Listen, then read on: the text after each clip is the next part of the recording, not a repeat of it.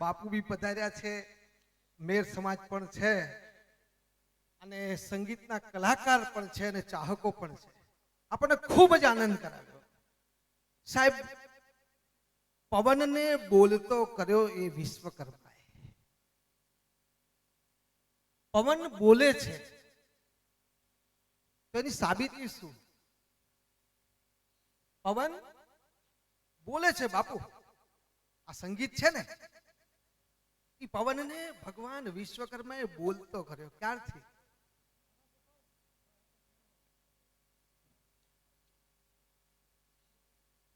એક કૃષ્ણ ભગવાનની વાંસળી છે ને, એમાં ખાલી પોલો આઈપ જ છે વાંસ અને 7 હોલ છે અને એમાંથી આપણે જે સુર મૂકીએ એ આખી કપડ બારખડી નીકળી જાય. એ બોલતો પવનને કર્યો એ વિશ્વકર્મા. અને બીજી સાબિતી અહીંયા રમેશભાઈ બેઠા છે, એની સામે જ આ વાજિંત્ર પડ્યું. શું કહેવાય? હાર્મોનિયમ. હાર્મોનિયમ. એને આમ કરો ને એટલે હવા ભરાય અને પવન બોલે છે. એની સાબિતી વિશ્વકર્મા મૂકીને ગયા છે. એવા વિશ્વકર્માજીના જમાઈ સૂર્ય ભગવાન છે બાપુ. આજ બાપુ બેઠા છે તો મને એમ થયું 2 શબ્દ કહું કે આપ સૂર્યવંશી છો તો તમારા ભાણેજ કોણ થાય ખબર છે તમને? આપથી થોડાક જ નજીક હાથલામાં જે બિરાજમાન છે ને, એ શનિ દેવતા સૂર્ય ભગવાનના દીકરા છે સાહેબ.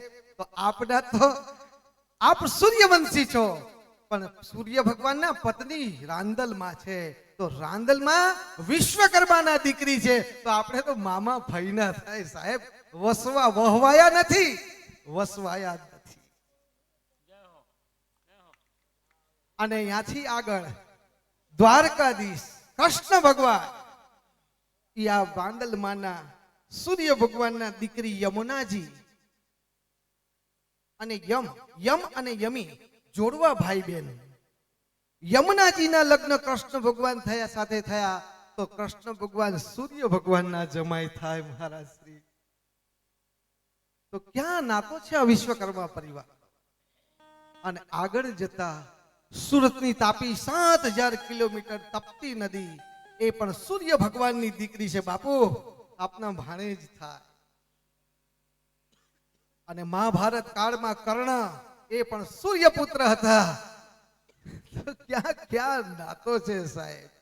શનિ દેવતા યમરાજા જે જીવ લેવા આવે એ પણ સૂર્ય ભગવાનના દીકરા સાહેબ. બાપુ આપણે તો ક્યાં ક્યાં નાતો છે.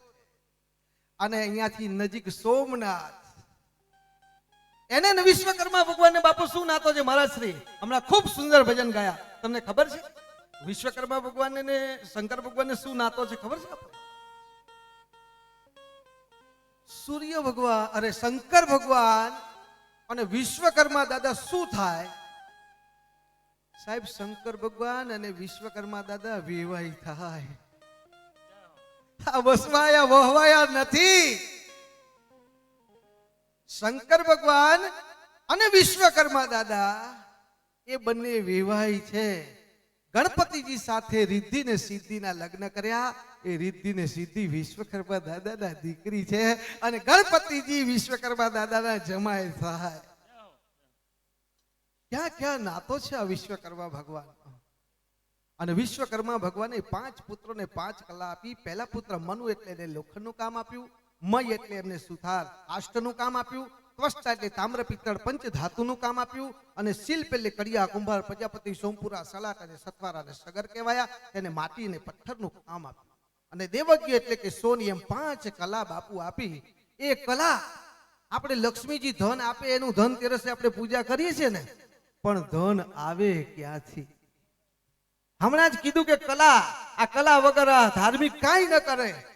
એની કલા આ ધાર્મિકની ના જે કઈ વાજિંત્ર વગાડે છે સંપૂર્ણની કલા, એ કલા 64 કલા આપનાર પણ વિશ્વકર્મા ભગવાન છે. જલ અને સ્થળ મહાભારત કાળમાં પણ બનાવ્યું હતું. તો વિશ્વકર્મા એકલા સુથાર અને લુહારના નથી. 18 વર્ણ એ વિશ્વકર્માને માનવા જોઈએ. કેમ કે શંકર ભગવાન જો વહવાયા હોત તો શંકર ભગવાનના દીકરાને વિશ્વકર્મા દાદાના દીકરી સાથે ન પરણાવત. બાપુ બહુ જ ગુપ્ત વસ્તુ પડી છે, પણ મને એક વિશ્વકર્મા ધર્મ પ્રચારનું હું કાર્ય કરી રહ્યો છું. આપ સૌનો સાથ. એ મોદી સાહેબે કહ્યું કે વિશ્વકર્મા કી સ્किल के बिना ये समाज का अस्तित्व है ही नहीं. શું કીધું? विश्वकर्मा की स्किल के बिना ये समाज का अस्तित्व है ही नहीं. और બીજું કીધું કે જો વિશ્વકર્મા है ये पूरे समाज की करोड़रज्जु है.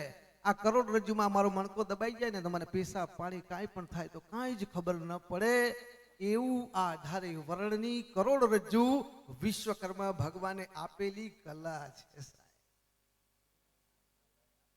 એ ગૌરવ આપ સૌને કલાકારોને સાહેબ હું નમ્ર વિનંતી કરું છું કે આપ દરેક દેવી દેવતાઓની વાત કરો છો, પણ વિશ્વકર્મા દાદાની પણ આ સ્ટેજ ઉપરથી શરૂઆત કરો, કેમ કે આખું વિશ્વ વિશ્વકર્માએ બનાવ્યું છે.